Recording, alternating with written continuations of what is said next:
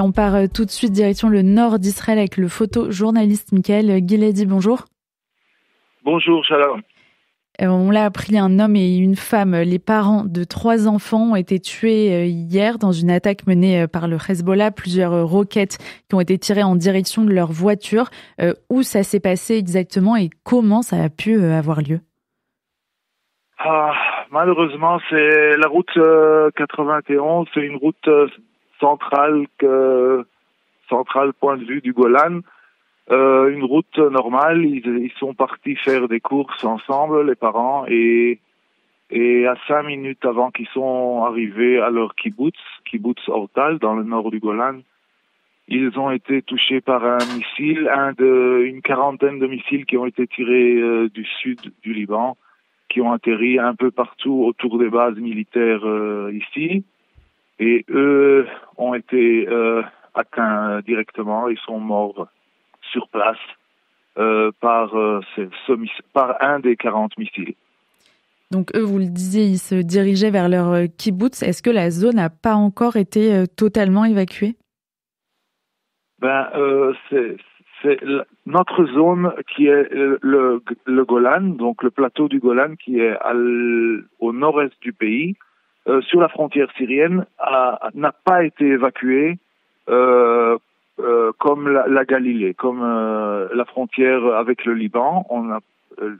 Les kibbutzim et les moshavim n'ont pas été évacués, et même après cet incident grave d'hier, le maire de la région a annoncé qu'on compte rester, et personne parle de quitter ou d'évacuer le Golan malgré cette grave situation.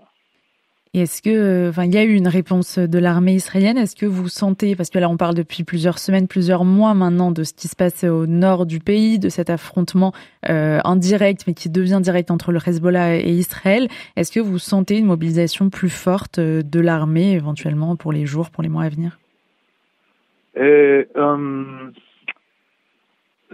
Le sentiment ici que la réponse de l'armée israélienne envers le Hezbollah et le sud du Liban n'est pas assez fort, surtout quand on a déjà plus qu'une dizaine de civils morts depuis le début de la guerre.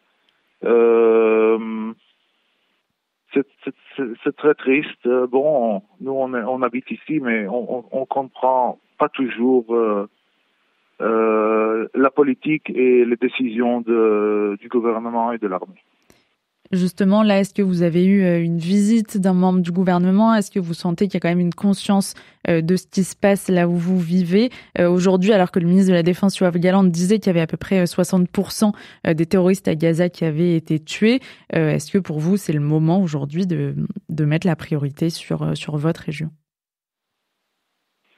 Évidemment, quand il y a des morts et qui sont morts tragiquement en route vers leurs gosses, dans une voiture sur la route normale, c'est choquant, c'est tragique, mais on essaye depuis quelques mois déjà d'expliquer au gouvernement et au chef du gouvernement, le premier ministre Benjamin Netanyahu, et le ministre de la Défense, qu'on ne peut pas être ici dans le Golan attendre que chaque fois que nous on élimine un général du Hezbollah, on attrape leur réponse sans vraiment une défense qu'on espère avoir.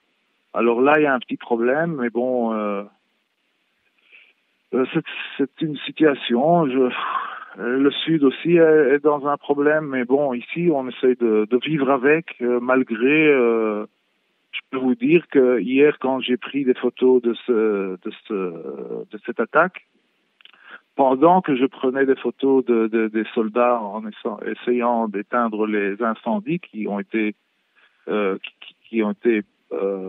nombreux, à cause de cette attaque de missiles, pendant ils éteindaient les incendies, on a eu plusieurs autres alertes qu'on a arrêté d'éteindre les feux. On s'est caché pour être à l'abri. Donc ça ne cesse pas et c'est chaque jour comme ça, la nuit, la journée. C'est pas une situation trop positive pour le moment. Pour finir, Michael Giladi, vous le disiez, vous prenez donc des photos quotidiennement quasiment de ce qui se passe dans votre région, dans le Golan, depuis des mois maintenant, des années. Qu'est-ce que vous voyez? Est-ce que là, vous diriez, tout est quasiment détruit? Est-ce qu'il y a cette question aussi de la reconstruction, même si les zones sont évidemment pas toutes habitées, mais quel est le paysage aujourd'hui, entre guillemets, de ce nord d'Israël? Le nord d'Israël, comme je vous ai dit avant, se divise plutôt en deux zones, la zone qui est à la frontière libanaise et la zone qui est à la frontière syrienne. Donc le Golan, le plateau du Golan est donc au nord-est, sur la frontière syrienne. Et ici, les dégâts, donc le Hezbollah vise les bases militaires. Les dégâts, ils arrivent de temps en temps, mais pas toujours. Les dégâts sont plutôt sur la frontière libanaise ou des villages entiers, des kibbutzim, des moshavim, des petites communautés qui ont évacué leur village et que l'armée est rentrée à leur place et voilà. Et la plupart de ces villages sont détruits et si on parle de retourner que les habitants retournent vers chez eux à la maison, ils n'ont pas vraiment où à retourner à cause des dégâts énormes des missiles, des missiles anti-tanks et des drones. Merci beaucoup, Michael Giladi, photojournaliste dans le nord d'Israël, pour tous ces récits, toutes ces précisions sur la situation dans le nord. On continuera bien sûr à la suivre avec vous et bon courage, bonne journée à vous. Je vous remercie. Shalom.